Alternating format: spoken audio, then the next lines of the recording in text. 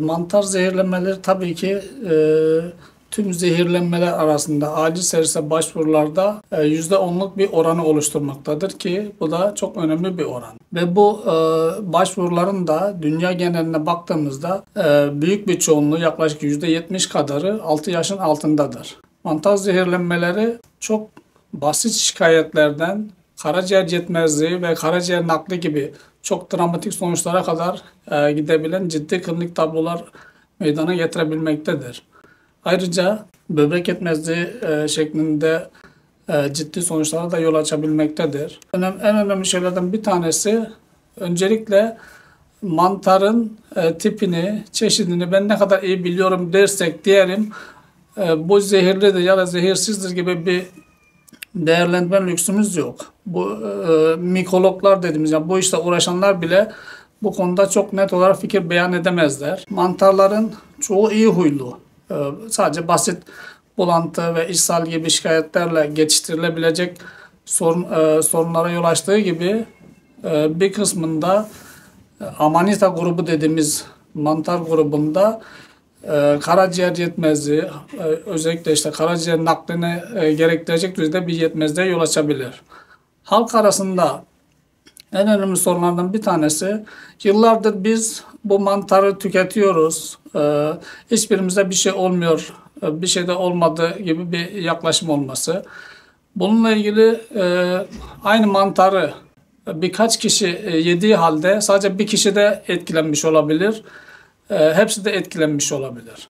Bu sebeple pazardan alınan mantarlara dışarıdan almış olan mantarlar da karıştırılmış olabilir. Bu konuda özellikle dikkatli olmak lazım. Onun dışında mantarı biz ısıttık, pişirdik, dondurduk. Bunun zehirli etkisi ortadan kalkmıştır gibi bir durum doğru değildir.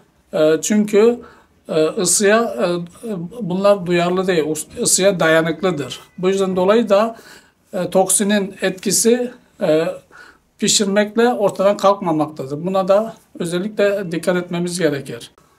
Bir kişi mantar yediği zaman şikayetlerin erken veya geç başlaması çok önemli.